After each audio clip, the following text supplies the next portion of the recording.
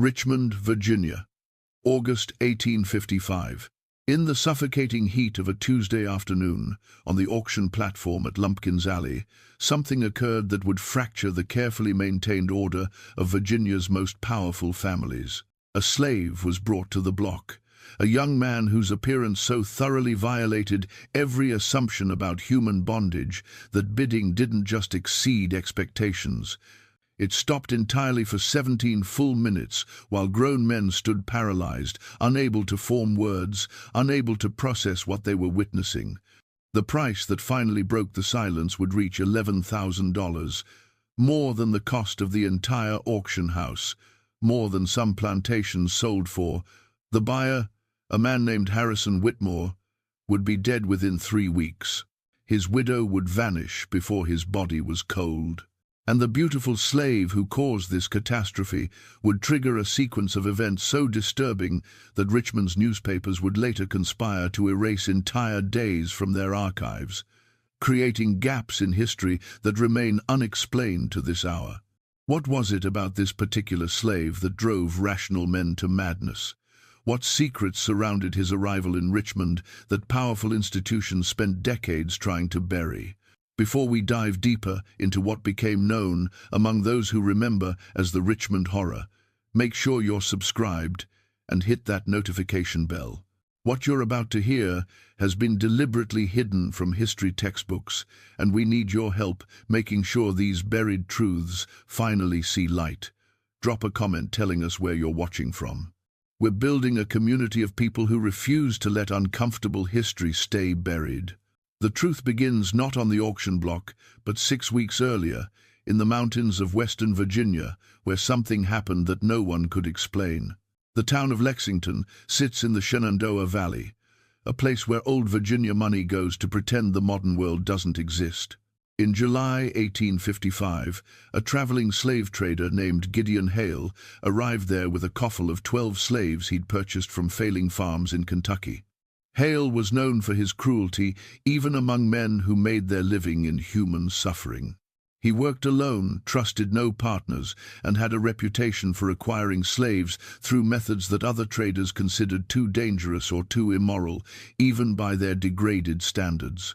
Hale checked into a boarding house on the edge of town, chained his slaves in the stable, and proceeded to drink himself into a stupor at the local tavern. This was his pattern. Buy low in Kentucky, sell high in Richmond, drink away the guilt in between. But that night, something changed. A woman appeared at the tavern. No one could later agree on her description. Some remembered her as elderly, others as middle-aged. Some said she wore black silk, others claimed simple homespun. But everyone remembered her eyes. Grey eyes that seemed to see through flesh to the corruption beneath. She sat down across from Gideon Hale and spoke to him for less than 5 minutes. No one heard what was said, but when she left, Hale sat motionless for nearly an hour, sweat pouring down his face despite the evening cool, his hands shaking so violently he couldn't lift his glass. He stumbled back to his boarding house after midnight.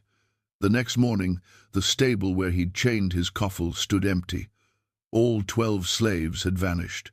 Their chains lay on the ground, still locked. No sign of forced entry. No evidence of how they'd escaped. And Gideon Hale was found in his room, conscious but unresponsive, his eyes open but seeing nothing, saliva running down his chin. The town doctor examined him and declared him the victim of some kind of apoplectic fit. His mind was gone.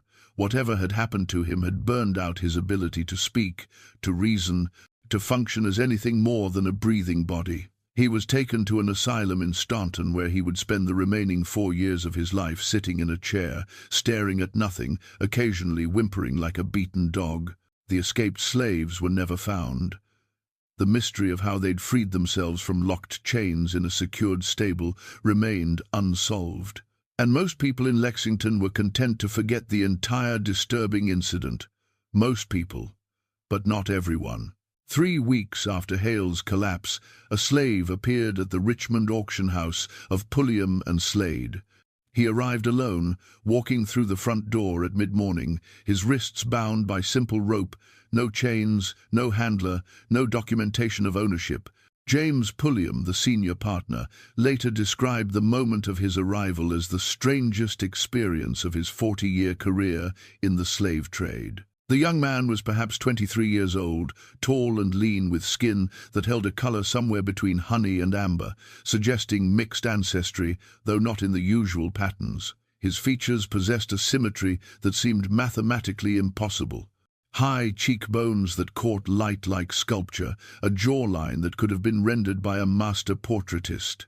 Eyes of such an unusual color, a deep violet blue that appeared almost luminous in certain light, that Pulliam actually stepped backward when the young man looked directly at him.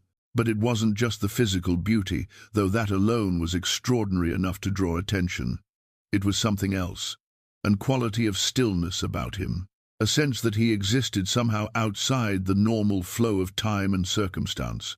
He moved with a grace that suggested noble breeding, yet his clothes were simple laborer's garments, worn but clean. He spoke when spoken to, his voice cultured and precise, yet he offered no explanation for his presence. No story of where he'd come from or who owned him. "Who sent you here?" Pulliam demanded, trying to reassert authority over this deeply unsettling situation. "I was told you would know what to do with me," the young man replied calmly. "Told by whom?" "By the woman in grey." Pulliam felt ice travel down his spine. He'd heard rumors from Lexington. Travelers, passing through Richmond, had spoken of the strange incident with Gideon Hale and the vanished slaves. The woman no one could clearly describe, and now this beautiful creature stood in his auction house claiming she'd sent him. "What's your name?" Pulliam asked, his voice barely steady. "My name is Josiah. Do you have papers? Documentation of ownership? A bill of sale?" Josiah smiled, and the expression carried such sadness that Pulliam felt ashamed without understanding why. "No papers, no ownership, nothing but what you see before you. Then you're a runaway. I should hand you over to the authorities. You could do that. But you won't, because you've already calculated my value, Mr. Pulliam. You've already imagined the price I would bring at auction, and you've already decided that profit outweighs legality." The accuracy of this assessment struck Pulliam like a physical blow. It was exactly what he'd been thinking. A slave of such extraordinary appearance, offered without documentation or traceable ownership, represented an opportunity unlike anything he'd encountered. If he simply entered Josiah into his next auction with manufactured paperwork, who would question it? Who would look past that face and body to ask uncomfortable questions about providence and legality? "Where would you even go if I released you?" Pulliam asked, more to himself than to Josiah. "A slave without papers is as good as caught. You'd be recaptured within a day. Then it seems we both understand the situation. You profit, I receive food and shelter, and we avoid involving authorities who might ask questions neither of us want to answer." And so Pulliam made his devil's bargain. He created false documentation claiming Josiah had been sold to him by a Kentucky farmer, forged a bill of sale with a practiced hand, and entered him into the upcoming auction scheduled for August 14th. He told his business partner, Samuel Slade, only that he'd acquired an exceptional piece of property that would bring unprecedented prices. He told no one about the mysterious circumstances of Josiah's arrival or the deeply unsettling conversation they'd shared. But word spread anyway. Word always spreads in Richmond when something extraordinary appears. Within days, whispers circulated through the city's elite circles. A slave of impossible beauty. A young man who looked like something from mythology rather than mundane reality. A once-in-a-lifetime acquisition for whoever had the means and the will to possess him. The Whitmore family heard these whispers at exactly the wrong moment in their declining fortunes. Harrison Whitmore had inherited his father's tobacco plantation 5 years earlier, with grand ambitions of expansion and modernization. Instead, he'd presided over steady decline, poor crop yields, bad investments in railroad stock, mounting debts to Richmond banks. His wife, Catherine, came from old Virginia money, but her family's wealth was tied up in land and reputation rather than liquid capital. The Whitmores maintained appearances through increasingly desperate measures, hosting lavish parties they couldn't afford, purchasing luxuries on credit, always one step ahead of creditors. Harrison's younger brother, Thomas, watched this decline with growing alarm. Thomas had none of Harrison's grand ambitions or Catherine's social pretensions. He managed the plantation's daily operations while his brother played gentleman farmer in Richmond. He understood exactly how close they were to complete financial collapse, and he'd been arguing for months that they needed to sell assets, reduce expenses, admit their limitations before disaster became unavoidable. But Harrison wouldn't listen.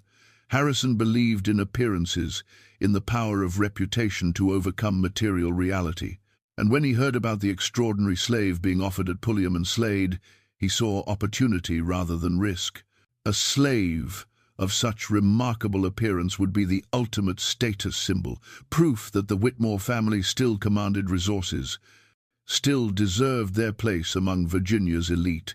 The price didn't matter. The cost would be justified by the social advantage he would gain. Thomas tried to reason with him. They didn't have $11,000 to spend on a single slave. They barely had $11,000, period. But Harrison dismissed these concerns. He would find the money. He would borrow from the banks, using the plantation as collateral. He would win the auction and restore the Whitmore name to prominence through sheer audacity. Catherine, for her part, had her own reasons for supporting the purchase. She'd heard different rumors about Josiah, whispers among the women of Richmond society about the slave's unusual qualities, how he seemed to understand things before they were spoken, how his presence in a room changed the atmosphere, made people confess truths they'd intended to keep hidden. Catherine had secrets of her own, secrets that threatened everything she'd built, and she believed, with the magical thinking of desperate people, that possessing this extraordinary slave might somehow protect her from exposure. The other major interest came from the Preston family. Senator Marcus Preston represented Virginia in Washington, a position of enormous power and influence. His son Daniel managed the family's Richmond holdings, including a townhouse on Grace Street where the senator stayed during his frequent returns from the capital. Daniel had recently married a Philadelphia heiress named Elizabeth, bringing much-needed capital into the Preston family coffers. But the marriage was troubled. Elizabeth found Virginia society stifling and backward. She hated the slavery that surrounded her, made no secret of her abolitionist sympathies, and had already threatened to return to Philadelphia and take her fortune with her. Daniel, desperate to salvage his marriage and maintain access to Elizabeth's money, thought the beautiful slave might serve as a peace offering, something so rare and valuable that even Elizabeth's moral objections might be overcome by the aesthetic appeal. He imagined presenting Josiah as essentially a work of art rather than a laborer, a household ornament that would demonstrate the Preston family's refined taste rather than their participation in human bondage. It was twisted logic born of desperation, but Daniel believed it absolutely. As August 14th approached, James Pulliam realized he'd created something far more dangerous than a simple high-value auction. The interest in Josiah had taken on an obsessive quality. Multiple wealthy families had made private inquiries. Offers of advance purchase at premium prices, thinly veiled threats about what might happen if they didn't win the bidding. The situation had escalated beyond normal commercial competition into something darker, something that felt like violence waiting for an excuse to manifest. Pulliam tried to manage the situation by establishing strict auction rules. Each bidder would be required to show proof of funds before participating. Bidding would be conducted in a private room rather than the public block. Only serious buyers with verified resources would be admitted. But these precautions, intended to prevent chaos, would prove entirely inadequate for what was coming. The night before the auction, Josiah requested to speak with Pulliam privately. The auction house owner found him in the holding room, sitting on a simple cot, his hands folded calmly in his lap. In the lamplight, his beauty seemed even more pronounced, almost painful to witness directly. "You know what's going to happen tomorrow," Josiah said quietly. "Not a question, a statement." "I know there will be substantial bidding," Pulliam replied carefully. "I expect to see a final price that will satisfy all parties." That's not what I mean. You know there will be violence. You've felt it building. Men don't spend $11,000 on a slave without rage and desperation driving them. Whatever happens tomorrow will destroy someone, probably multiple people, and you'll bear responsibility for facilitating it. Pulliam felt anger rise in him. I'm conducting legitimate business. If wealthy men want to compete for valuable property, that's their affair. I didn't create the circumstances that brought you here. Didn't you? Josiah's violet eyes fixed on him with unsettling intensity. You chose to proceed without questioning where I came from. You chose to forge documentation rather than investigate my origins. You chose profit over conscience, Mr. Pulliam. And tomorrow you'll see where that choice leads. What are you? Pulliam whispered, voicing the question that had haunted him for weeks. You're not like other slaves. You're not like anyone I've ever encountered. What really happened in Lexington with Gideon Hale? Who is the woman in grey? Josiah smiled that sad smile again. Some questions answer themselves, Mr. Pulliam. Pay attention tomorrow. Watch what happens when men try to possess what was never meant to be owned. You'll understand everything then. The conversation left Pulliam deeply shaken. He returned to his office and spent hours reviewing the forged documentation he'd created, searching for some flaw that might provide excuse to cancel the auction. But the papers were perfect. He'd been too skilled at his forgery. And more practically, cancelling now would enrage the wealthy families who'd already committed to bidding. He was trapped by his own greed into seeing this through to whatever conclusion awaited. August 14th arrived with oppressive heat and air so thick it felt like breathing water. The auction was scheduled for 2 o'clock. By noon, the Whitmore, Preston and 3 other wealthy families had assembled at Pulliam and Slade, each accompanied by lawyers and financial agents, each determined to win regardless of cost. Harrison Whitmore arrived with documents showing he'd mortgaged his entire plantation. Every acre, every building, every slave he currently owned, all offered as collateral for a loan that would give him the liquid capital to bid without limit. Thomas had refused to attend, making his disgust with this insanity clear. But Catherine accompanied her husband, dressed in her finest silk, ready to witness their family's salvation or destruction. Daniel Preston brought bank drafts worth $15,000, the maximum he'd been able to extract from Elizabeth's trust without her direct authorization. She didn't know he was here. She didn't know he was about to spend her inheritance on a human being. He planned to present Josiah to her as an accomplished fact, believing she would accept it once confronted with the reality. The other bidders represented various degrees of wealth and desperation. A cotton factor named Williams, who saw Josiah as an investment that could be resold to northern collectors for even higher prices. A widow named Mrs. Ashford, whose interests seemed to go beyond commercial considerations into territory that made even the other bidders uncomfortable. And a quiet man named Graves, who offered no explanation for his presence, but whose eyes held a cold calculation that suggested purposes no one wanted to examine too closely. At exactly 2 o'clock, Josiah was brought into the private auction room, and for 17 full minutes, no one spoke, no one moved. They simply stared at him with expressions ranging from awe to hunger to something approaching fear. The reality of his presence exceeded every description they'd heard. He stood on the raised platform in simple clothing, his hands unbound now, his posture relaxed but dignified. And he looked at each bidder in turn with those violet eyes that seemed to see through flesh to the desperations and corruptions beneath. James Pulliam finally broke the silence, his voice strained. "Gentlemen, ladies, we'll begin bidding at $1,000. 5,000. Harrison Whitmore said immediately, his voice tight with need. 7,000, Daniel Preston countered without hesitation. 9,000, Mrs. Ashford said, her eyes never leaving Josiah's face. The bidding escalated with terrifying speed. 10,000, 11,000, 12,000. The amounts being thrown out exceeded rational assessment of value. This was no longer commerce. This was something else. Something dark and consuming. 15,000. The quiet man named Graves said calmly, "Final offer." The room went silent. $15,000 for a single slave. The amount was obscene. It exceeded the combined annual income of most Virginia families. For a brief moment, it seemed the auction would end with Graves as the winner. But Harrison Whitmore wasn't done. His face had gone red, sweat pouring down his temples, his hands shaking. He looked at Catherine, who nodded almost imperceptibly, giving permission for the family's complete destruction. And Harrison said, in a voice that sounded like it came from somewhere beyond rational thought, $20,000. The shock in the room was absolute. James Pulliam actually gasped. Daniel Preston made a sound like he'd been struck. Even Josiah, who'd maintained perfect composure, showed the faintest flicker of what might have been pity. "Going once," Pulliam said mechanically. "Going twice."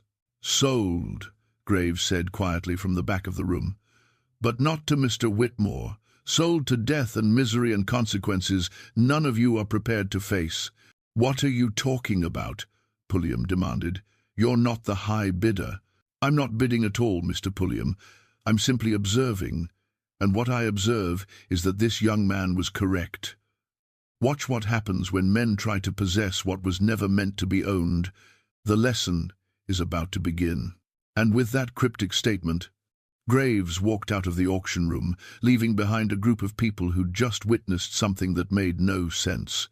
A bidder who'd bid 15,000 only to walk away when beaten. A stranger who'd spoken like he knew secrets about Josiah that no one else understood. An atmosphere of wrongness so thick it was almost visible.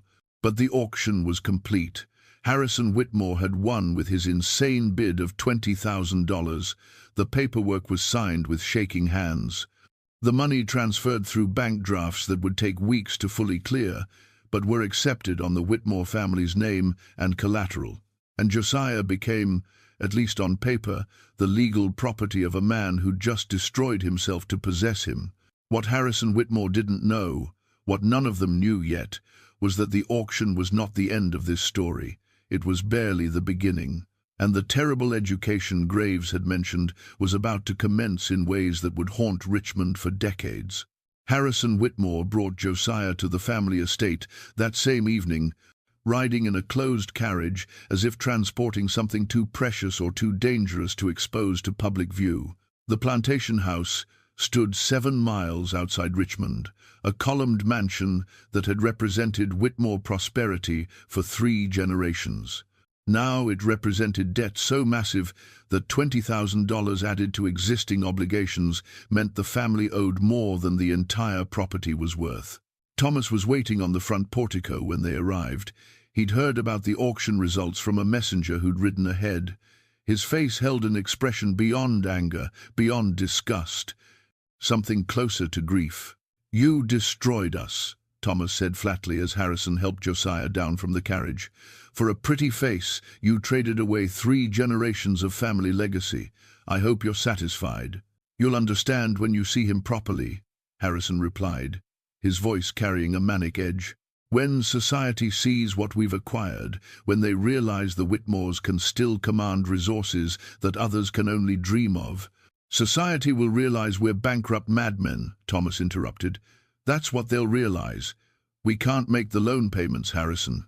Even with perfect crop yields, we couldn't service the debt you just incurred. You've condemned us to foreclosure."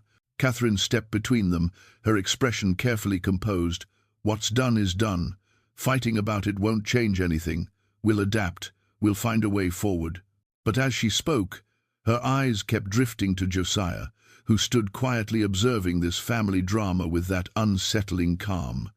And for just a moment, Catherine felt something shift inside her chest, a sensation like ice water spreading through her veins, a certainty that bringing this beautiful creature into their home had invited something far worse than financial ruin.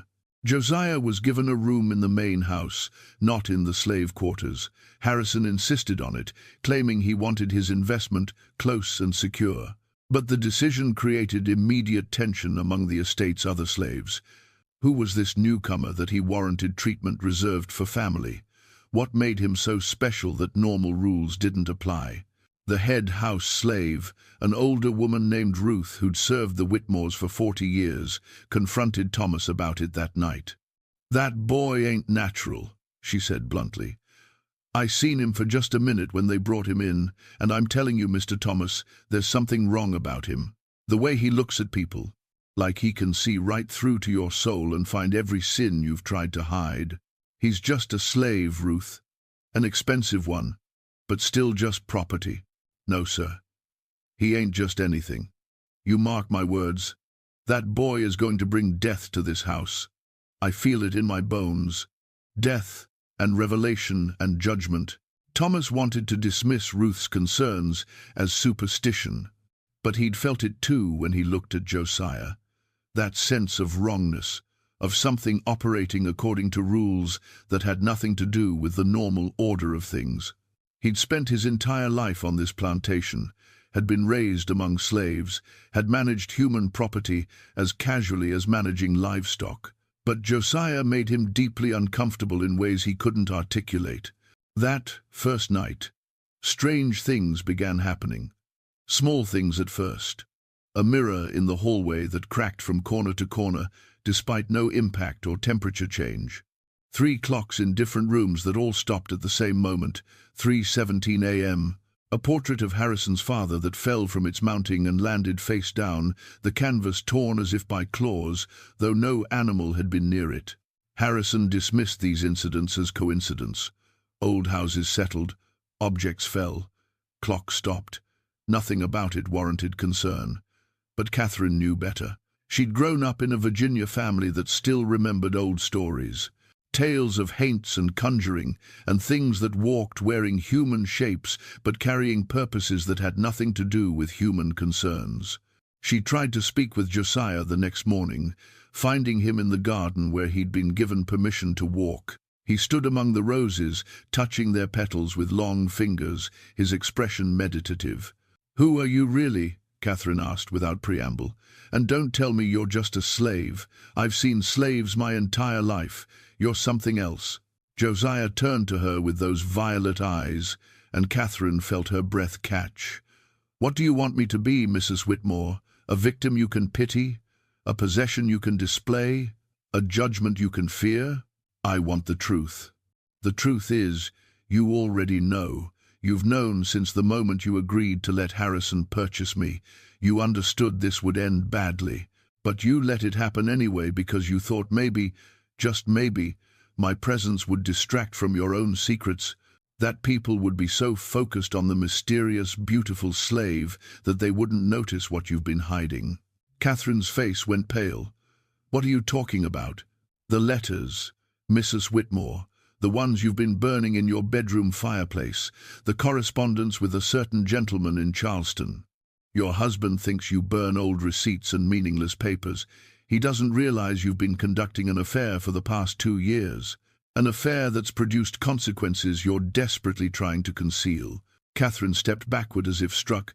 "How could you possibly?"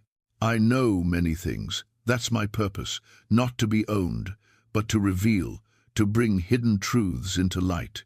Your husband destroyed himself financially to possess me, but what he actually purchased was exposure. For himself. For you. For everyone in this house who's been living behind carefully maintained lies. You're saying you're here to destroy us deliberately. I'm saying I'm here because your family needed destroying. You've built everything on foundations of theft and violence and lies. The enslaved people who work this plantation. Do you know how they were acquired? Your husband's father bought most of them from a trader who specialized in kidnapping free black people from northern cities. 27 of the 32 slaves on this property were born free, stolen from their families, falsely documented, sold into bondage that has no legal legitimacy. That's not possible. My father-in-law was a respectable man. Respectability and monstrosity aren't mutually exclusive, Mrs. Whitmore. Many of history's greatest evils have been committed by respectable people who convinced themselves their actions were justified. Your family's respectability is built on bones, and now those bones are going to speak." Catherine fled from the garden, her heart hammering. She found Harrison in his study, already drinking, though it was barely noon. She tried to tell him what Josiah had said, but her husband dismissed it as the slave trying to manipulate her emotions. "He's property, Catherine. Property doesn't make threats or predictions.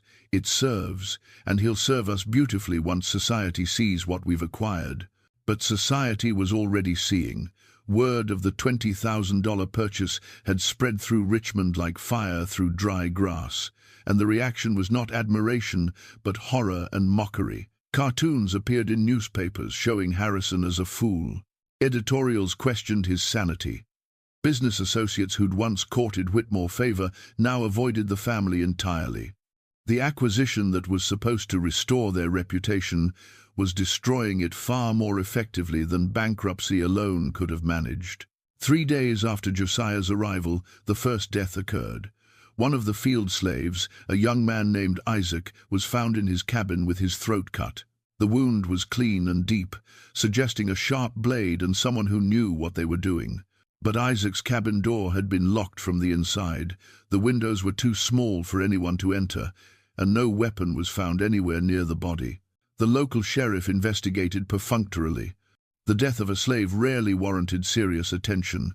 He ruled it suicide, despite the impossibility of someone cutting their own throat so deeply and then making the knife vanish. The other slaves knew better. They whispered that Isaac had been talking about Josiah, had been saying things about the beautiful newcomer that suggested he knew something dangerous. Now Isaac was dead, and the message was clear. Some secrets demanded silence. Thomas tried to convince Harrison to sell Josiah immediately, cut their losses, accept whatever price they could get, and remove this cursed presence from their home.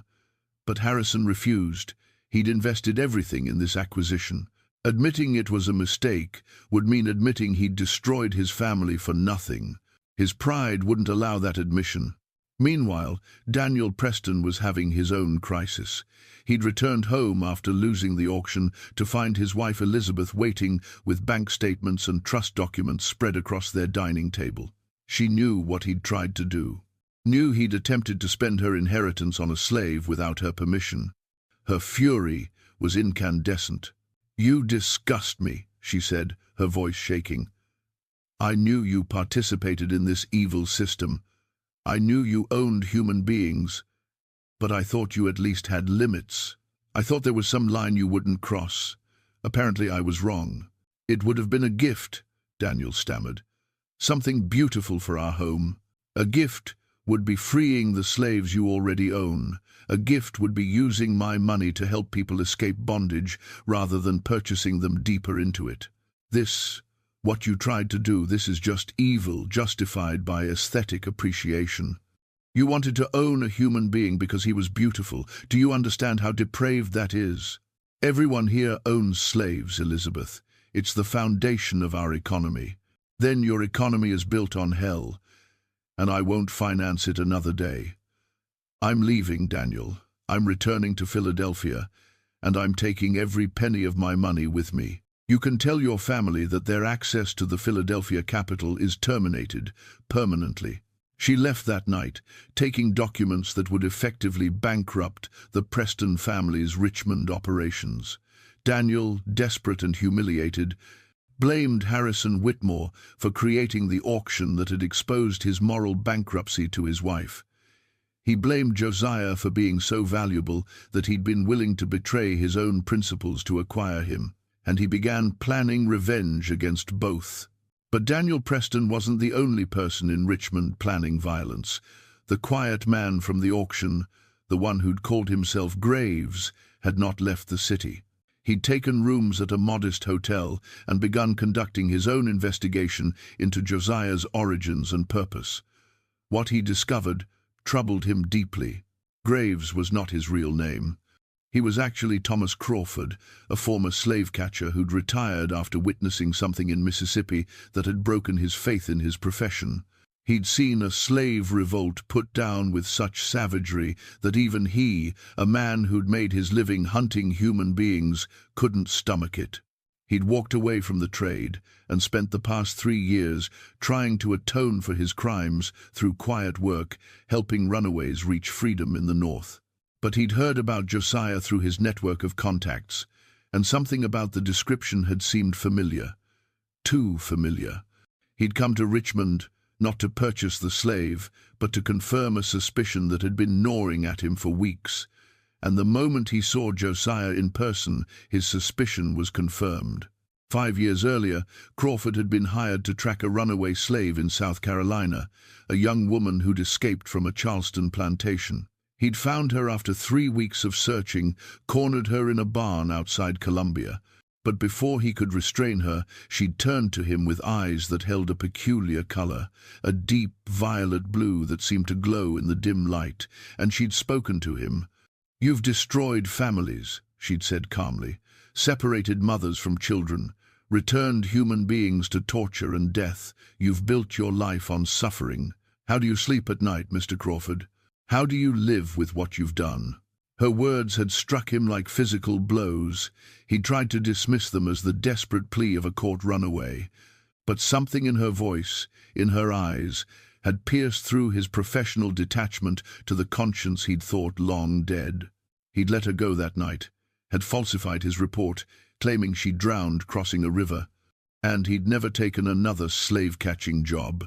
Now he'd seen those same violet eyes in a young man at a Richmond auction, different face, different gender, but unmistakably the same presence. The same unsettling quality of seeing through surface reality to the rot beneath. And Crawford understood that something far stranger than simple slave trading was occurring in Richmond. He began making quiet inquiries about the woman in grey who'd appeared in Lexington before Gideon Hale's collapse. About other incidents across Virginia and the Carolinas where slave traders had suffered mysterious fates. About a pattern of events that suggested someone or something was systematically targeting the infrastructure of human bondage. What he discovered suggested a campaign that had been ongoing for years. Dozens of slave traders dead, insane or mysteriously retired, hundreds of slaves vanished without trace. A ghost moving through the South, leaving chaos in her wake. And always, in the aftermath, reports of a woman in grey. A woman whose description varied, but whose eyes remained constant. Violet blue, seeing everything, judging everything, and finding the guilty wanting. Crawford didn't believe in supernatural explanations. He'd seen too much of human cruelty to think the universe required anything beyond natural evil. But he also couldn't explain what he was observing with purely material reasoning. Something was happening in Richmond. Something that centered on the beautiful slave who should never have been brought to auction, and Crawford feared the resolution would be catastrophic. On the 8th day after Josiah's arrival at the Whitmore estate, Harrison began showing signs of mental deterioration. He stopped sleeping, claiming he heard voices whenever he closed his eyes. Voices speaking in languages he didn't understand, but that filled him with inexplicable dread. He stopped eating, saying food tasted like ash in his mouth. His hands developed a tremor that grew steadily worse until he could barely sign his name. Catherine watched her husband's decline with growing terror. She tried to get Josiah removed from the house, even offered to arrange his sale at a massive loss, but Harrison refused every suggestion. He seemed almost addicted to Josiah's presence, would spend hours sitting in whatever room the slave occupied, just staring at him, occasionally muttering incoherently about beauty and possession and the price of pride. Thomas finally went to Richmond to consult with a doctor who specialized in disorders of the mind. The physician listened to his description of Harrison's symptoms and prescribed laudanum for sleep and bloodletting to balance the humors. But privately he told Thomas something more disturbing. "Your brother's condition isn't medical, it's moral. Something is consuming him from the inside, guilt perhaps, or a reckoning with truths he's spent his life avoiding. I've seen this before in men who've committed great evils and suddenly found themselves unable to maintain the psychological barriers that let them function despite their crimes. The mind turns on itself. It's quite fascinating from a medical perspective, but also quite deadly. Most patients in this state don't survive more than a few weeks. What can I do to help him? Remove whatever triggered the crisis. If it was acquiring this slave, then the slave must go, immediately, before the condition becomes irreversible. But when Thomas returned to the estate with this advice, he found Harrison sitting in the drawing room, with Josiah standing behind his chair like a beautiful angel of death. And Harrison, in a moment of terrible clarity, looked at his brother and said, "It's too late, Thomas. I understand that now. I destroyed us for something I could never actually possess. You can't own a person, not really. You can own their labor. You can control their movement. But the essence of them, the thing that makes them human, that remains forever beyond ownership, and trying to possess that essence is what condemns us all." "Harrison, please," Thomas began. "I'm going to die soon," Harrison continued calmly. "I've known it since the auction, since the moment I spoke that obscene price, $20,000 for a human being, as if any amount of money could justify reducing someone to property. I've been living in sin my entire life, Thomas. We all have. And now the bill has come due. That night, at exactly 3:17 a.m., every slave on the Whitmore plantation woke simultaneously from identical nightmares. They dreamed of chains breaking, of auction blocks crumbling to dust, of a woman in grey walking through Virginia leaving freedom in her wake. And they'd heard a voice, impossible to ignore, telling them that liberation was coming, that the system that had ground them down for generations was about to fracture, that they needed only to survive a little longer, and they would see slavery itself begin to die. Ruth, the old house slave, went to Thomas's room and woke him. "Something's happening," she said urgently. "All of us felt it. That boy you brought here, he's not alone. There's something with him. Something that's been growing stronger every day he's been in this house. And tonight it's going to act. You need to get your family out. Now, before it's too late." Thomas wanted to dismiss her warning as superstition, but he'd felt it too. A building pressure in the air, a sense of something massive about to break through the thin surface of normal reality. He went to his brother's room and found it empty. Found Catherine's room empty as well. And when he went looking for them, he discovered all three, Harrison, Catherine, and Josiah, standing in the garden in the pre-dawn darkness. Harrison was on his knees, weeping. Catherine stood rigid, her face streaked with tears.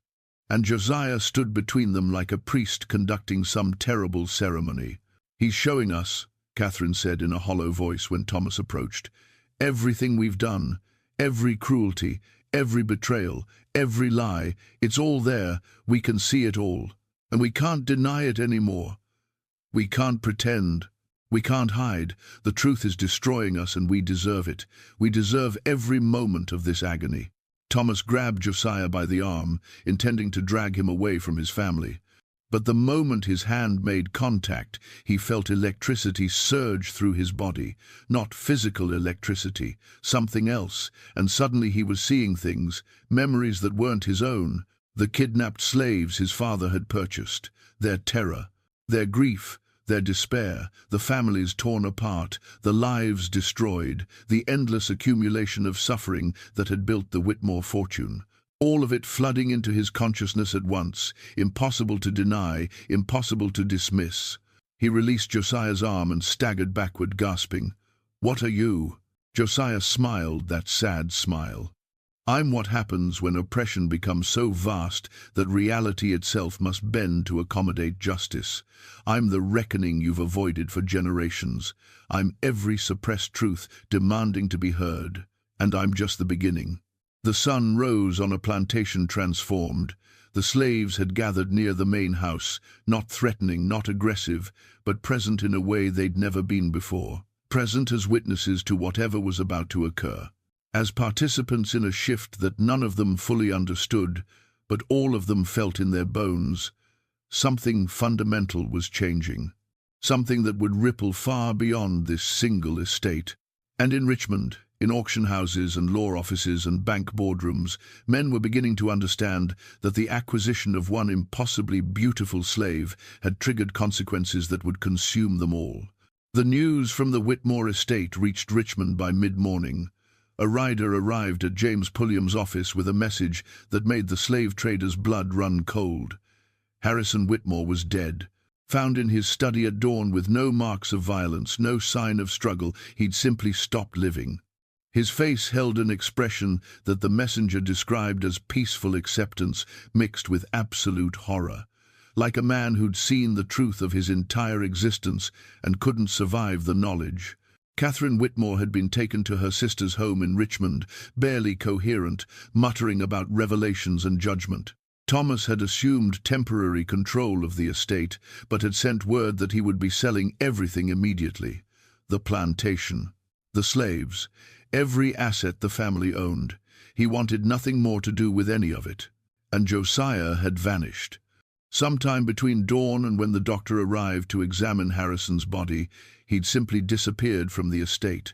No one saw him leave. The slaves claimed ignorance with expressions that suggested they knew far more than they were saying. But Thomas hadn't pursued the matter. He'd seemed relieved that the beautiful slave was gone. Pulliam read the message 3 times, his hands shaking. Harrison Whitmore had paid $20,000 for a slave who'd destroyed him in 8 days, and now that slave was loose somewhere in Richmond, carrying whatever terrible purpose had killed Gideon Hale and driven Harrison to his death. He needed to warn the other bidders, needed to tell them that Josiah wasn't just valuable property but something far more dangerous. But even as he considered this, Pulliam knew it was too late. The forces set in motion by that auction couldn't be stopped by warnings or precautions. Something fundamental had shifted, and Richmond's elite would pay the price for their participation in human bondage. Daniel Preston learned of Harrison's death while preparing documents to declare bankruptcy. Elizabeth's departure had taken with it the capital that kept his family's Richmond operations solvent. Without her money, the Preston holdings couldn't service their debts. Everything would have to be sold. The townhouse on Grace Street, the shares in 3 textile mills, even his father's collection of rare books that represented generations of Preston scholarship. But Daniel found himself unable to care about financial ruin. Something else was consuming him.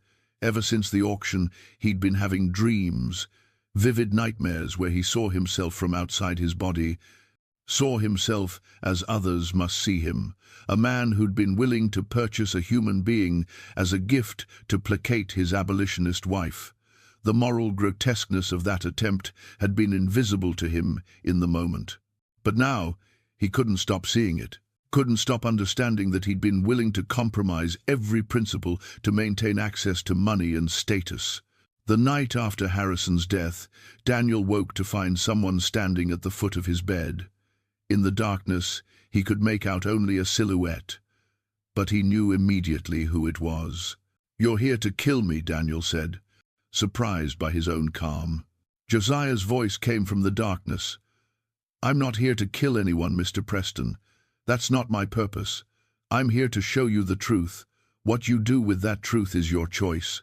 Light flared as Josiah lit the bedside lamp. In the warm glow, his beauty was almost painful.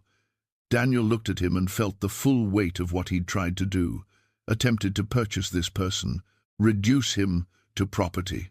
All to salvage a marriage already destroyed by Daniel's own moral bankruptcy. "How did you get in here?" "The doors are locked. Locks are physical barriers. What I am moves beyond such limitations.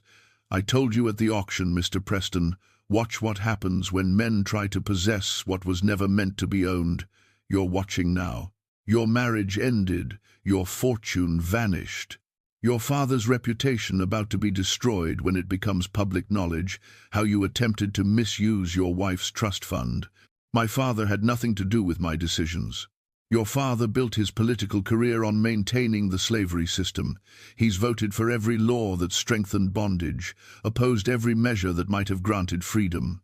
He's been complicit in the suffering of millions of people, and you've followed his path perfectly, both of you choosing power and comfort over justice. Both of you telling yourselves that politics is just politics, that personal moral responsibility doesn't apply to systemic evil. Daniel felt tears running down his face. "I didn't understand. I swear I didn't see." "You understood perfectly. You simply chose not to let understanding affect your behavior. That's different. That's worse, actually. Ignorance can be educated, but willful blindness, that requires a crisis to break through. And you're in that crisis now, Mr. Preston. The question is whether you'll emerge from it changed or destroyed. Josiah walked to the window and looked out at Richmond's sleeping streets. This city built its wealth on stolen lives, he said quietly. Every mansion, every cobblestone, every chandelier, in every drawing room, all of it funded by human suffering. The enslaved people who were bought and sold here number in the hundreds of thousands over the decades, and each one was a complete human being with hopes and dreams and potential that was crushed to serve other people's greed.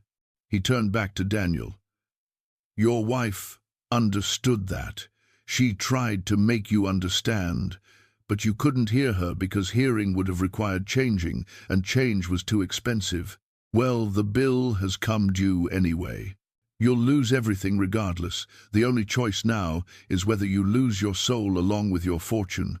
After Josiah left, slipping out of the locked room as impossibly as he'd entered, Daniel sat in bed for hours. His mind churned through memories. Every slave auction he'd attended, every human being he'd casually owned. Every time he'd justified the system because dismantling it would be inconvenient. The weight of it crushed down on him like physical pressure, and he understood exactly why Harrison Whitmore had died. The truth, fully faced, was unbearable. But Daniel chose differently than Harrison. At dawn, he began writing letters to his father, explaining that he would no longer represent the family's interests in Richmond, that he was withdrawing from Virginia society entirely. To his wife, acknowledging everything he'd done wrong and asking not for forgiveness, but simply for her to know he finally understood. And to the newspapers, a detailed confession of his attempted misuse of Elizabeth's trust fund and his participation in the slavery system that he now recognized as evil beyond rationalization. The letters were published 2 days later, creating a scandal that consumed Richmond society. A Preston publicly denouncing slavery was unthinkable. The family's reputation shattered overnight. Senator Marcus Preston suffered a stroke upon reading his son's confession and would never fully recover. The political career he'd built over 3 decades ended in disgrace. But Daniel felt something like peace for the first time in years. He'd lost everything. But in losing everything, he'd found the beginnings of a conscience that wasn't compromised by self-interest. Meanwhile, Thomas Crawford was piecing together information that suggested a pattern far larger than anyone had realized. He'd tracked down records of slave trader deaths across 5 states over 7 years. Each death preceded by reports of a mysterious woman, each death leaving behind freed slaves and destroyed business operations. And in 3 cases, reports of a young person matching Josiah's description appearing briefly before vanishing again. Crawford found a former slave trader in Petersburg who'd survived an encounter with the woman in grey. The man, named Hoskins, had retired from the trade 5 years earlier and now ran a modest dry goods store. He'd refused to discuss what happened for years, but Crawford's persistence finally broke through his silence. She came to me at night, Hoskins said, his voice barely above a whisper. I was sleeping in a warehouse full of slaves I'd just purchased, planning to take them to market in Norfolk the next day. I woke to find her standing over me. Grey dress, grey hair, but those eyes, Lord, those eyes. Like looking into every sin you've ever committed reflected back at you. Crawford leaned forward. What did she do to you? She touched my forehead with one finger, just one touch. And I saw everything, every slave I'd ever bought or sold, every family I'd separated, every person who died because of my actions. I saw a mother throwing herself off a ship in the Middle Passage after I'd purchased her in Charleston. I saw a man hang himself in a barn after I'd sold his wife to a different owner.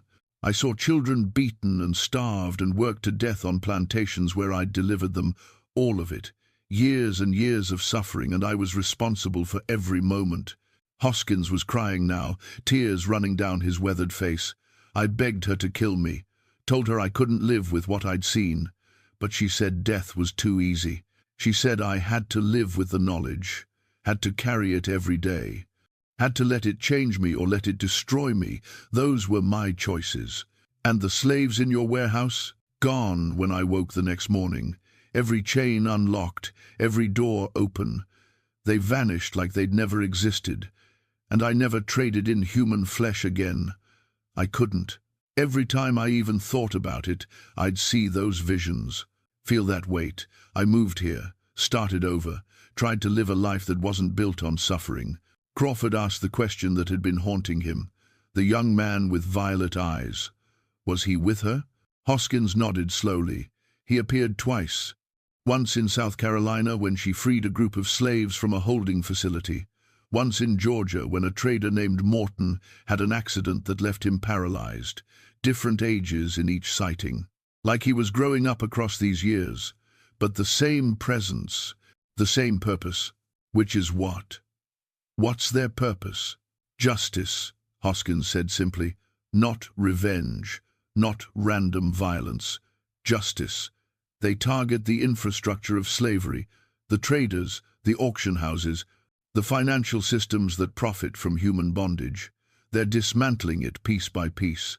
And they're using truth as their weapon, making people see what they've been part of, what they've supported, what they've ignored. Crawford left Petersburg with more questions than answers. If what Hoskins described was accurate, then Josiah and the woman in grey represented something unprecedented. A force moving through the South, specifically targeting slavery's mechanisms. But why Richmond? Why the elaborate auction?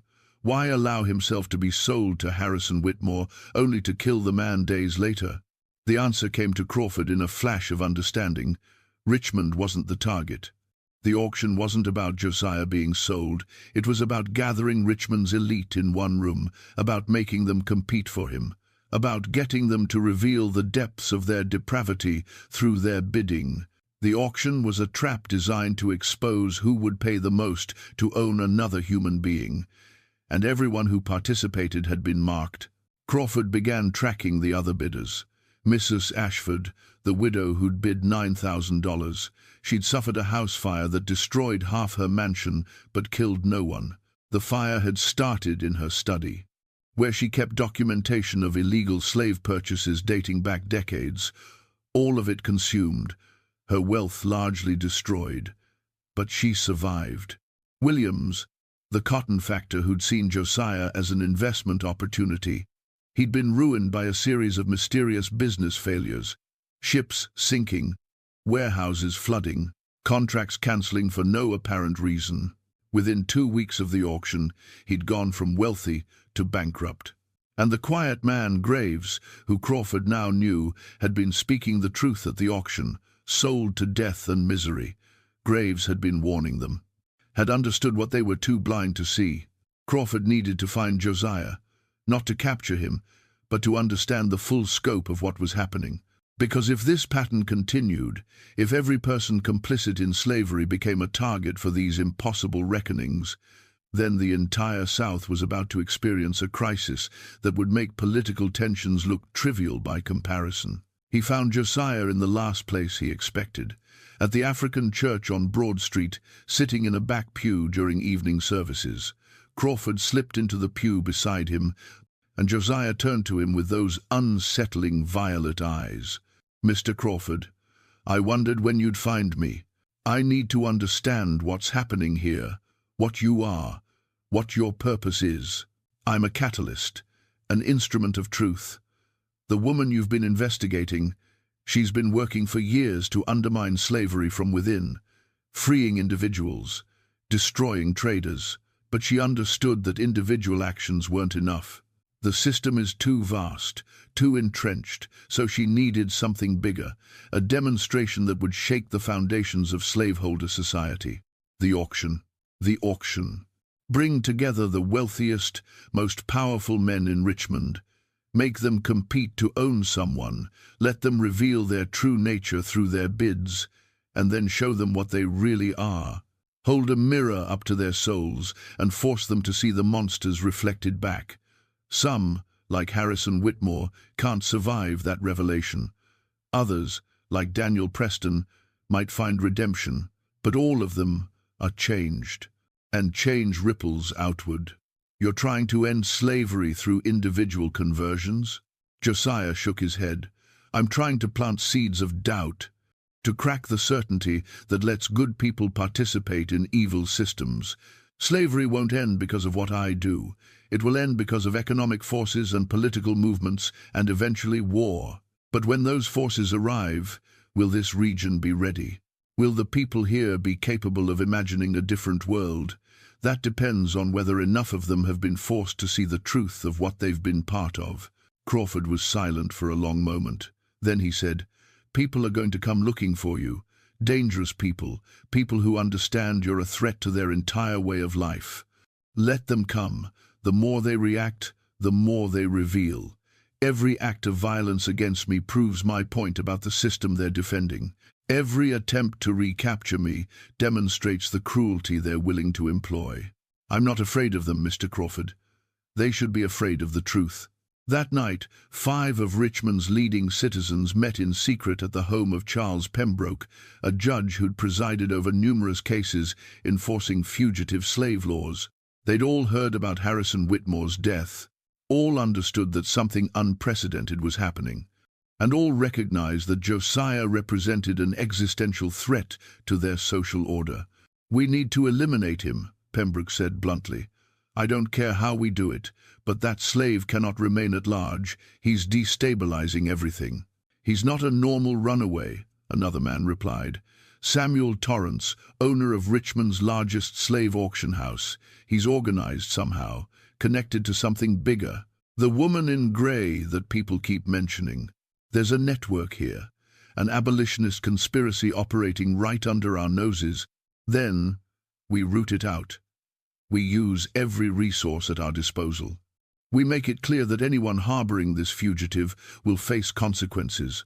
We hire the best slave catchers money can buy, and we make an example that will discourage any other slaves from thinking they can defy the system."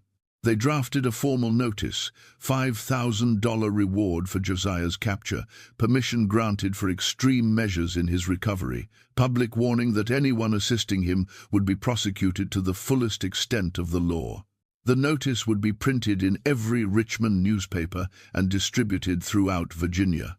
But as they signed the document, none of them noticed the small crack that had appeared in Pembroke's study window. None of them saw the figure in grey standing in the garden outside, watching them plan violence against her son. None of them understood that their conspiracy had been observed from the beginning and that their plans were already accounted for in a design far more sophisticated than they could imagine. The woman in grey smiled in the darkness. Let them hunt. Let them offer rewards. Let them prove, through their desperation, exactly what they were willing to do to maintain power over other human beings. Every action they took would serve her purpose. Every act of violence would demonstrate the brutality of the system they defended. The trap had been set months ago, the auction had been the bait, and now Richmond's elite were walking exactly where she needed them to go, toward revelation, toward judgment, toward a reckoning they couldn't avoid. The education Graves had mentioned at the auction was entering its final phase, and the lesson would be written in the destruction of everyone who'd thought they could possess Josiah without consequence. The beautiful slave they'd competed to own was actually the instrument of their destruction, and by the time they understood that truth, it would be far too late to save themselves.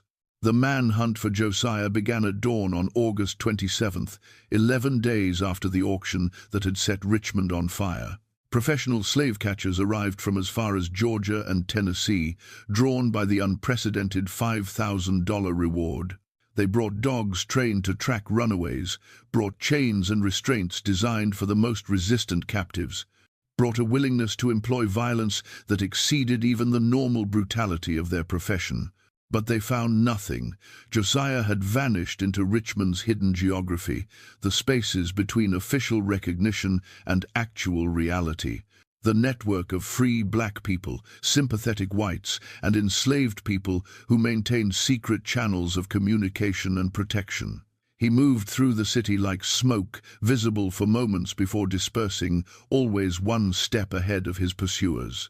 The slave catchers grew increasingly frustrated and increasingly violent.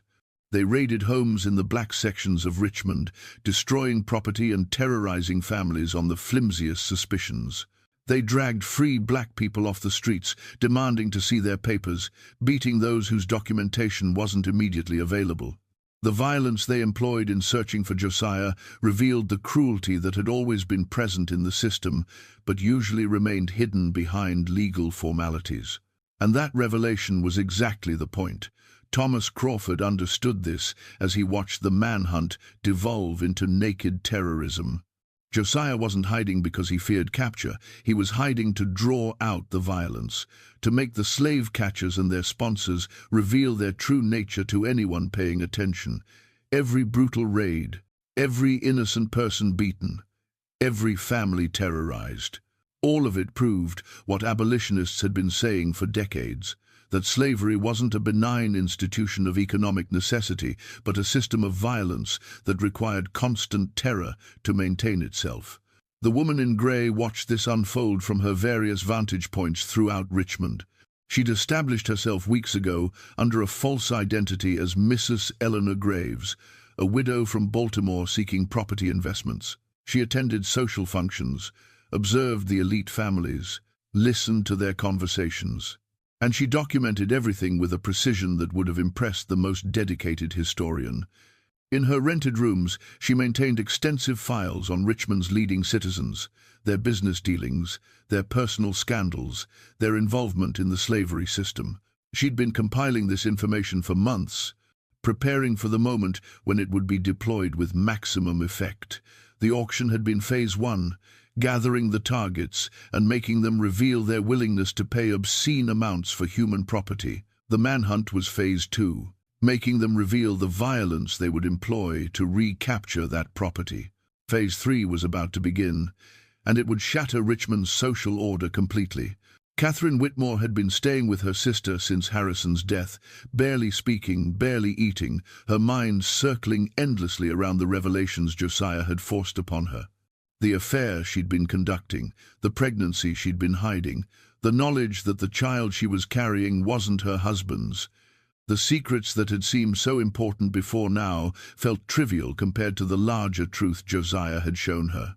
The entire edifice of her life had been built on lies. Her marriage, her social position, her family's wealth, all of it constructed from the suffering of enslaved people her family had purchased, exploited, and discarded without thought. She began writing, not a diary or letters, but a confession. Everything she knew about her family's involvement in slavery, the kidnapped free black people her father-in-law had purchased, the falsified documentation, the bribes paid to judges and officials, the systematic cruelty employed to maintain control over human property. She wrote it all down with the clarity of someone who'd been forced to see truth and could no longer unsee it. When her sister discovered what Catherine was writing, she was horrified. "You can't publish this. You'll destroy what's left of our family's reputation." "Our reputation deserves to be destroyed," Catherine replied calmly. "Everything we are is built on bones. I won't protect that anymore. I won't pretend anymore. If my confession ruins us, then we should be ruined." She sent the document to 3 Richmond newspapers, to abolitionist publications in the North, and to federal authorities in Washington. The confession would reach its various destinations over the following weeks. And when it did, the Whitmore family's crimes would become public knowledge. Other families would face scrutiny. Questions would be asked about how many other respectable households had built their fortunes on illegal trafficking of free black people. The same pattern was repeating across Richmond. Daniel Preston's confession had inspired others. Men and women who'd participated in the slavery system and who'd been living with suppressed guilt found themselves unable to maintain the psychological barriers that had allowed them to function. They began speaking out, writing confessions, abandoning the system they'd once supported. Not everyone, of course. Many of Richmond's elite doubled down on their support for slavery, became more vocal in their defense of it, more aggressive in their attacks on abolitionists. But the cracks in their certainty were showing. The confidence that had once characterized slaveholder society was fracturing. Judge Pembroke led the resistance against what he called the moral hysteria spreading through Richmond. He gave speeches defending slavery as divinely ordained and economically necessary. He published editorials attacking those who'd begun to question the system, and he used his judicial authority to prosecute anyone he suspected of harboring Josiah or assisting his escape. But Pembroke's aggression only made him a more visible target. Thomas Crawford began investigating the judge's history and discovered connections to some of the worst abuses of the slavery system. Pembroke had presided over cases where free black people had been declared slaves based on the flimsiest evidence. He'd enforced fugitive slave laws with a cruelty that exceeded legal requirements. He'd financially profited from his position through bribes and kickbacks from slave traders.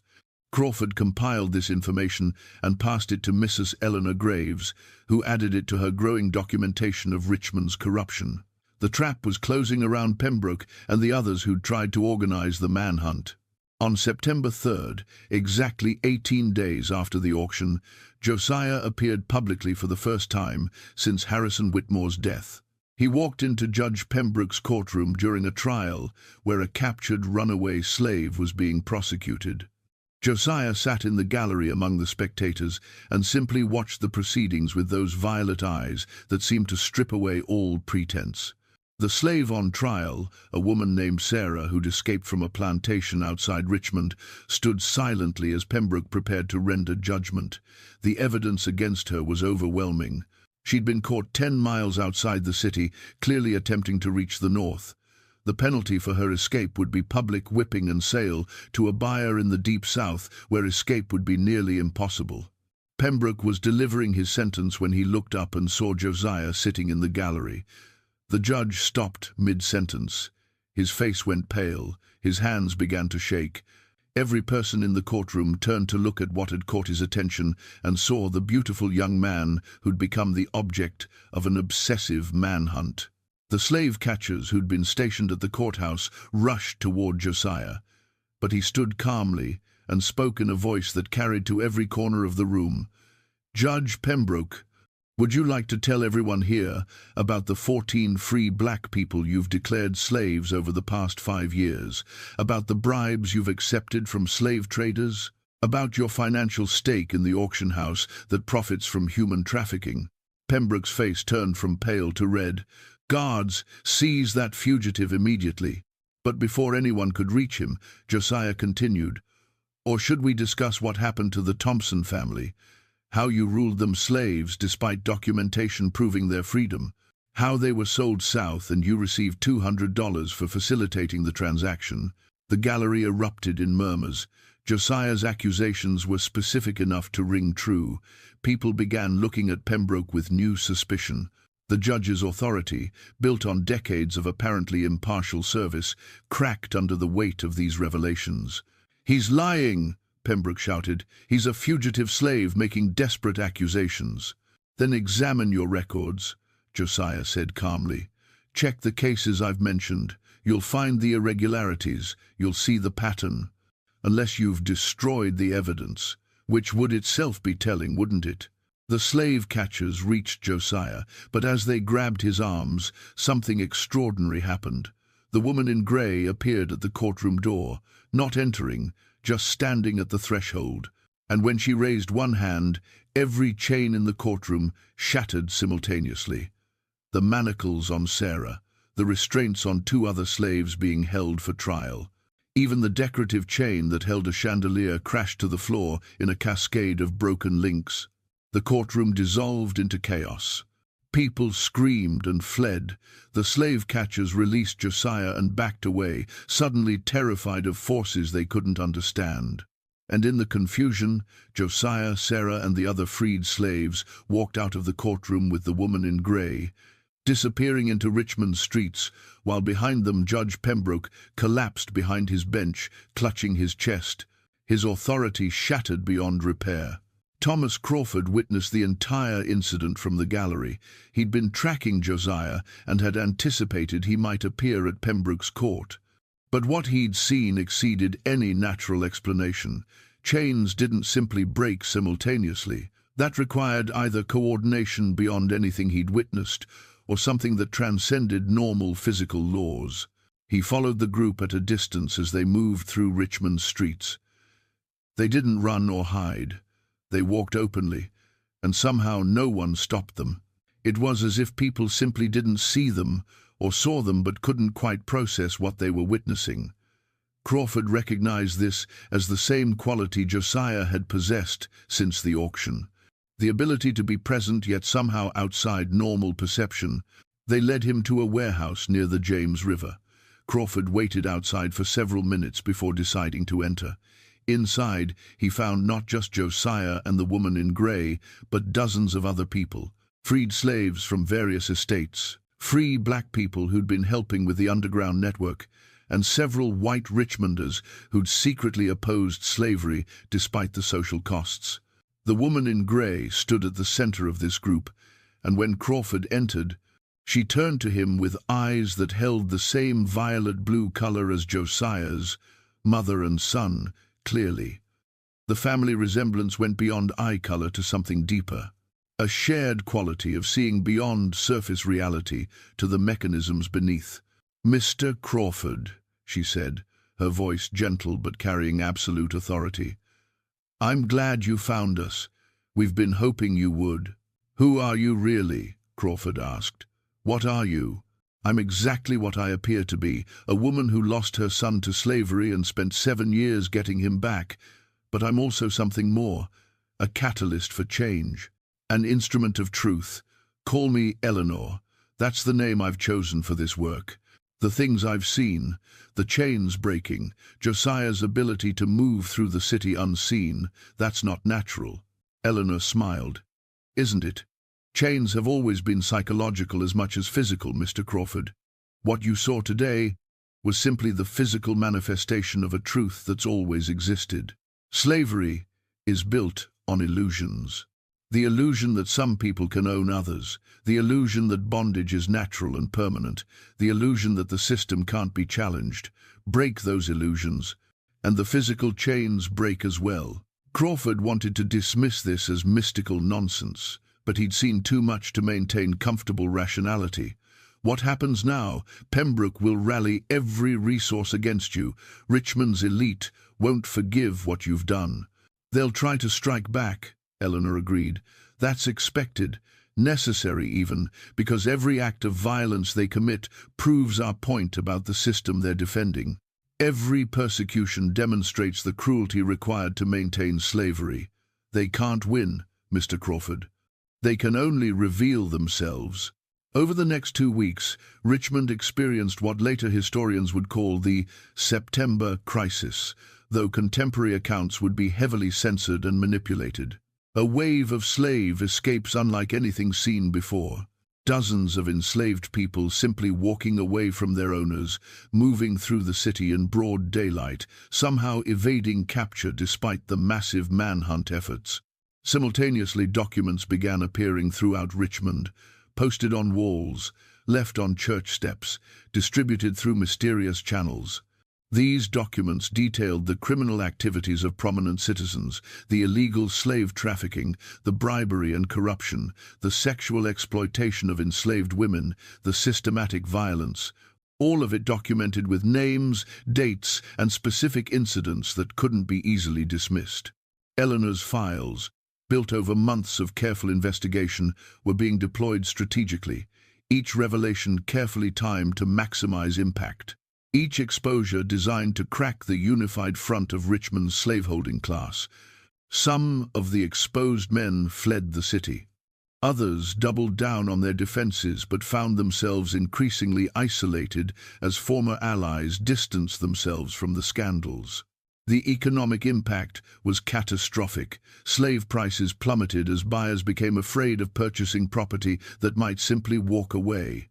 Auction houses lost business. Traders found themselves unable to operate. The entire infrastructure of Virginia's slave economy trembled as confidence in the system's stability evaporated.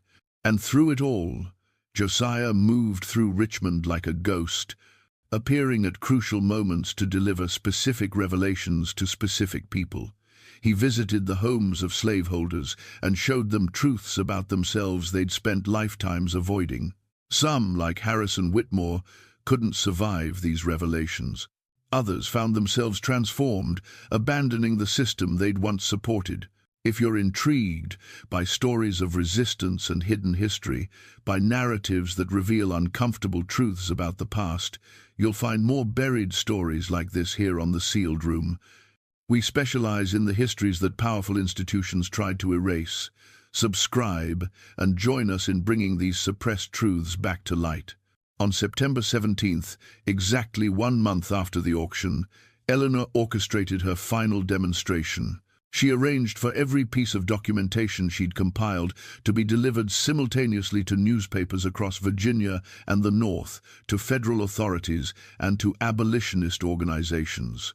Hundreds of pages detailing Richmond's involvement in illegal slave trading, corruption, and systematic violence. The revelations sent shockwaves through Virginia and beyond. Federal investigations were launched. Lawsuits were filed. Several prominent Richmond citizens fled to avoid prosecution. The social order that had seemed so permanent and unshakable was revealed as fragile construction built on crimes that could no longer be hidden. Judge Pembroke was among those who fled, disappearing into the Deep South where his crimes would be less scrutinized. His judicial career was destroyed, his reputation obliterated. The other men who'd organized the manhunt for Josiah faced similar fates: bankruptcy, exposure, social exile. The slave catchers who'd terrorized Richmond's black community found themselves targets of investigation for their brutal methods. Several were prosecuted. Others left Virginia entirely, their profession suddenly far more dangerous than it had been before. Thomas Crawford found Eleanor one final time before she and Josiah departed Richmond for good. They met in the warehouse where he'd first found her network, now mostly empty as the people she'd helped escape moved on to their next destinations. "You've destroyed Richmond's slave trade," Crawford said, "at least temporarily. But the system is too big. It will rebuild." "Of course it will," Eleanor agreed. "This was never about ending slavery through our actions alone. It was about planting seeds, creating doubt, demonstrating that the system isn't as invulnerable as its defenders claim. When the real crisis comes, and it will come soon, the political crisis that will tear this nation apart, will Virginia be ready? Will the South be capable of imagining a different future? That depends on how many people have been forced to see the truth. Was it worth it? The risk, the violence.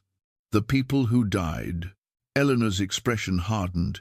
"Harrison Whitmore died confronting the truth of what he'd done. That's more mercy than he gave the people he enslaved.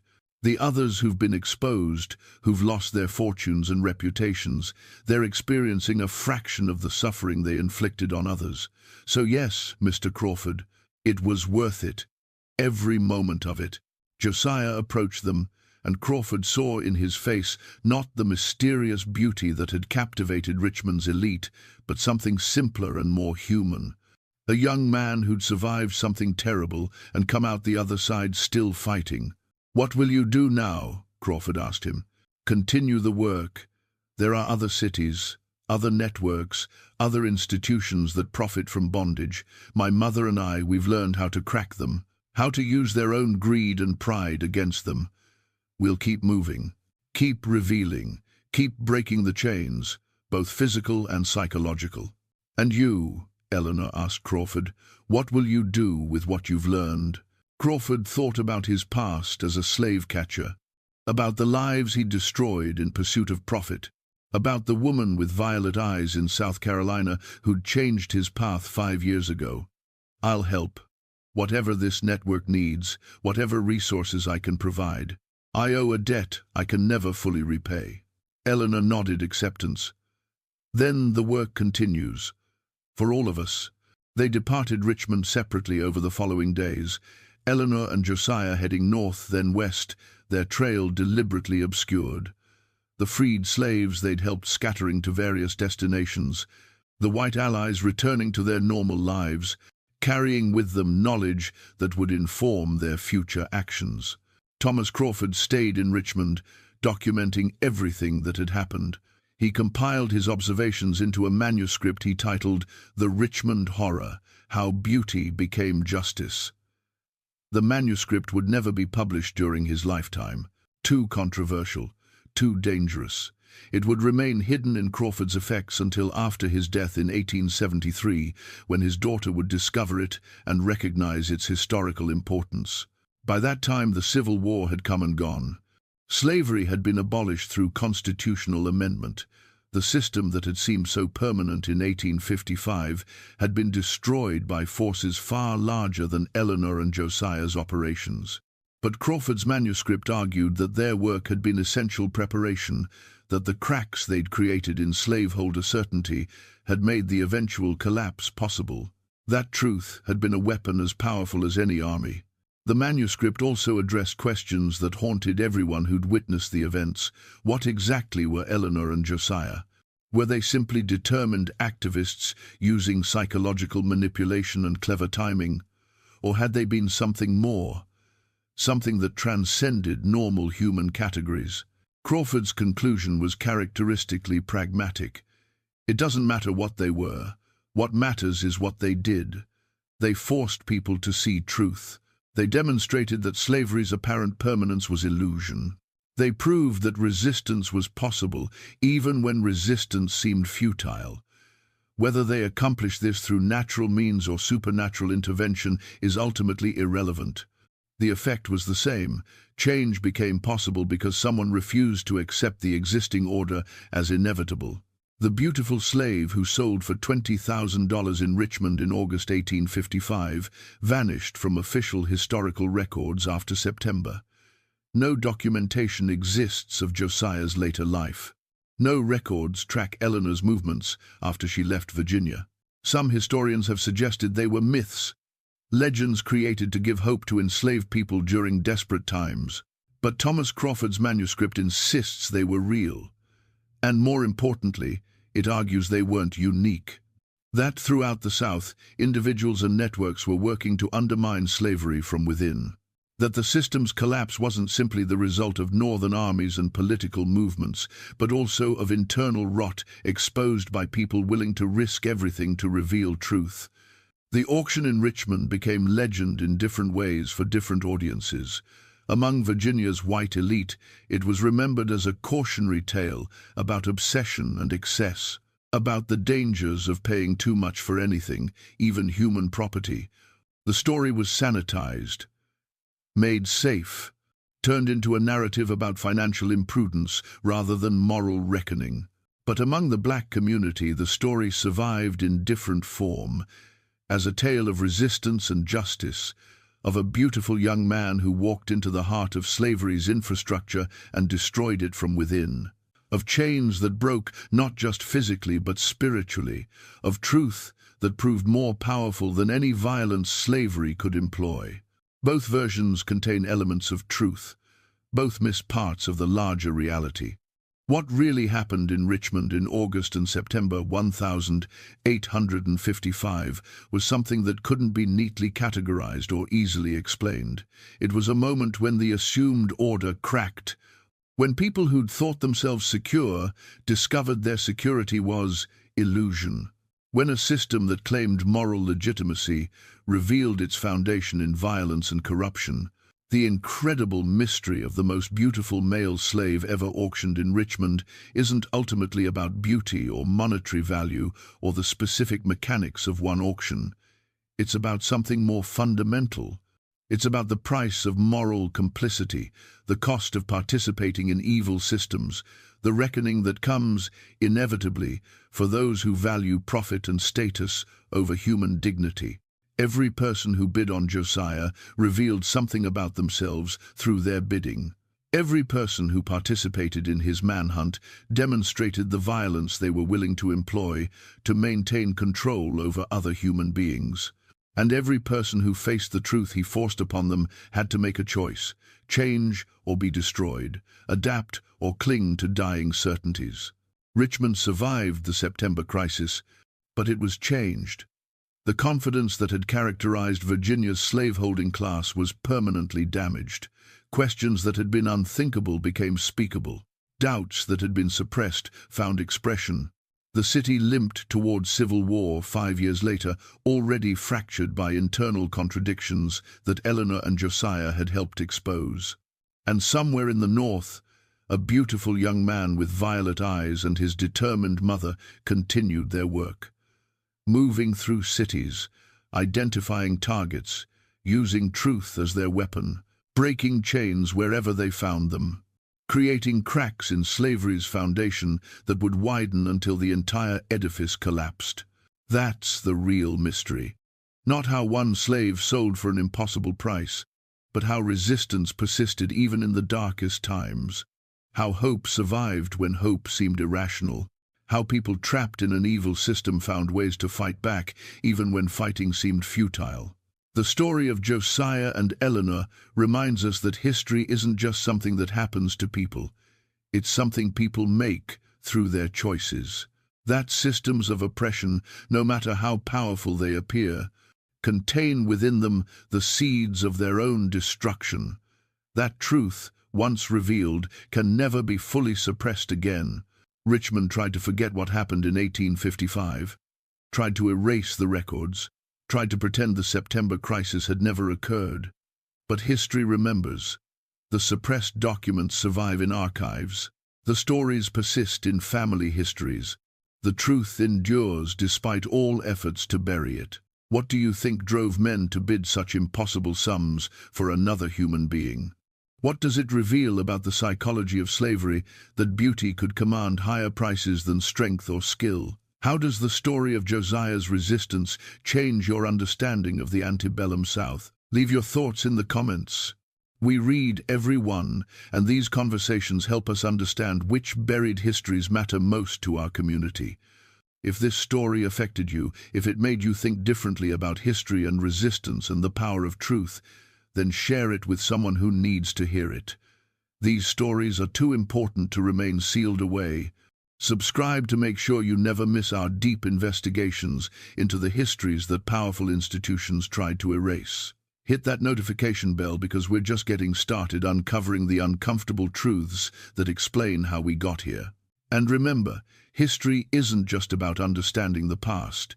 It's about recognizing patterns that continue into the present. The same dynamics that allowed slavery to flourish, the willingness to value profit over human dignity, the ability to participate in systemic evil while maintaining personal innocence, those dynamics still exist, still shape our world, still demand reckoning. The beautiful slave who destroyed Richmond's elite in 1855 teaches us that resistance is always possible, that truth is always powerful, that systems of oppression, no matter how entrenched, can be challenged by people willing to risk everything for justice. That's a lesson every generation needs to learn, and it's why we keep digging into these buried histories, keep revealing these suppressed truths, keep breaking the sealed rooms where uncomfortable stories have been locked away. Until next time, keep questioning, keep searching, keep refusing to let the past stay buried.